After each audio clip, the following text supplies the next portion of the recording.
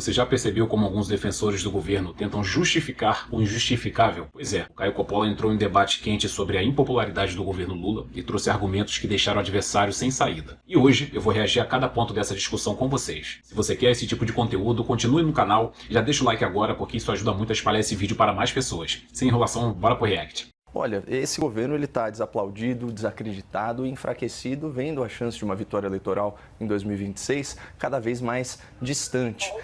A situação aqui é a seguinte: o governo Lula é o governo que mais arrecadou impostos na história. É o governo com a moeda mais desvalorizada entre as grandes economias em 2024.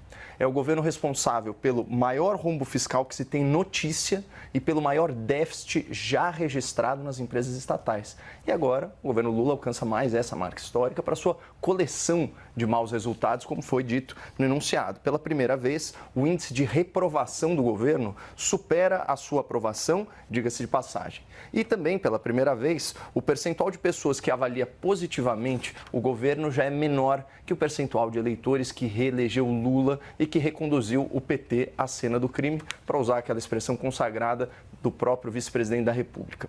A aprovação do governo Lula, como nós vimos, caiu 5 pontos em relação a dezembro, com destaque para o Nordeste, uma região onde ele perdeu 7 pontos em um mês. Isso é bastante significativo. E, como bem disse o Dr. Zé Eduardo, saindo da fotografia de momento e analisando o filme, em fevereiro de 2023, 23% dos entrevistados dessa pesquisa reprovavam o governo Lula. Só que hoje esse número mais que dobrou e está em 49%. Ou seja, o eleitor está perdendo a paciência e está perdendo a esperança com Lula e sua equipe. Os entrevistados aqui pelo Instituto Quest responderam espontaneamente quais as principais pautas negativas para o governo. São elas: regulação do PIX, aquela tentativa mal sucedida do governo de aumentar a fiscalização sobre as transações via PIX, que muitos viram como uma medida para potencialmente aumentar ainda mais a arrecadação do governo. Também o descumprimento de promessas e aumento de impostos. É um governo que descumpre promessas de campanha e de governo à torto e à direito, começando pela nomeação de 2 amigos e 2 companheiros do senhor Lula para o STF, coisa que ele garantiu em rede nacional que não faria. Da mesma forma, o Lula não manteve a isenção para aquelas companhias internacionais, instituindo a chamada taxa da blusinha. O Lula ainda não isentou do pagamento do imposto de renda as pessoas com receitas até R$5.000 mensais. O Lula prometeu também que lutaria pela democracia, mas defendeu o quanto pôde a ditadura de Nicolás Maduro na Venezuela. E o Lula não quebrou o sigilo dos gastos exorbitantes da sua própria presidência. E pior, aumentou o segredo, aumentou o mistério sobre as aquisições realizadas pelo seu próprio governo. Finalmente, os entrevistados da Quest citaram a inflação como fator que impacta negativamente o governo Lula. A inflação é um fantasma que voltou a assombrar as famílias brasileiras, puxada aí pelo preço dos alimentos, dos combustíveis e da energia.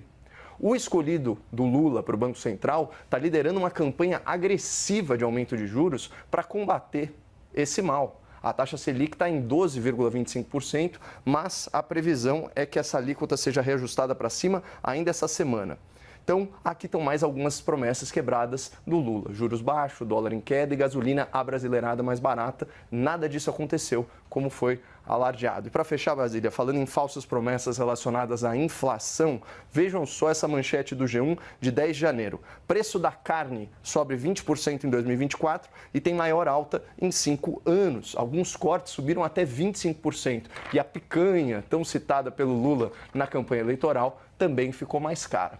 Aí, não tem amigo, não tem companheiro, seja no IBGE, seja no STF, que consiga dar aquele jeitinho. Não adianta manipular a estatística, não adianta censurar a rede social, não adianta fingir golpe, nem perseguir a oposição política. Quando a coisa dói no bolso e insulta demais a inteligência do eleitorado, a resposta nas urnas é inescapável. 2 anos desse desgoverno se passaram e eu pergunto para você, para as pessoas de baixa renda, o que melhorou? O que prosperou na vida de vocês em relação ao consumo, ao empreendedorismo, às compras de mês? O que tem melhorado? Pelo contrário, a gente tem visto aí um sobressalto no gasto público, né, nos gastos com as contas de mês, né, tudo inflacionado, a carne, a cesta básica, o azeite, o café, as coisas básicas do dia a dia da população. A gente sabe que é periódico o reajuste de tudo que é consumido no país, mas um governo que se anunciou em prol dos pobres, você vê que qual foi a medida, assim, o que houve de fato que melhorou, suavizou, melhorou, aliviou a vida, a parte financeira da população brasileira.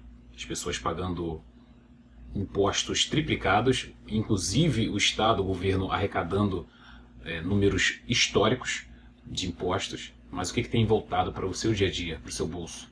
Eles ainda anunciam, eles chegam a sinalizar que vão taxar mais e mais, ou seja, é o Estado assolando a vida do cidadão brasileiro. 2 anos se passaram, nada mudou. Esse desgoverno, na verdade, a gente já começa com uma expectativa muito ruim, porque o histórico, a ficha corrida de Lula já diz muito sobre o que você pode não esperar. O sistema político, eles se uniram em prol dessa candidatura, tirando o único nome possível de bater Bolsonaro da cadeia, de uma forma arbitrária. O tal semipresidencialismo que Gilmar Mendes anuncia aí para os próximos anos, talvez foi essa condição imposta para que Lula pudesse voltar ao tabuleiro político e fosse posto na presidência. Porque o homem com histórico sujo, corrupto, que Lula tem, ele não seria chefe nem de um condomínio. Caio Coppola aí, de uma forma brilhante, você vê que o opositor José Cardoso, ex-ministro ali do governo do PT, ele fica sem palavras, e a Basília, que é a mediadora do debate, ela sente ali desconfortável de ouvir Caio Coppola falando as verdades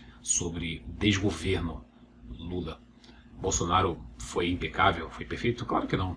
A gente sabe que ele tinha diversos problemas de postura quanto chefe de Estado, porém foi um homem que se aproximou do povo, ele abriu demais os olhos da população, trazendo para a proximidade da vida política, para que as pessoas pudessem entender, ter uma clareza de entendimento de como funciona o game, o jogo.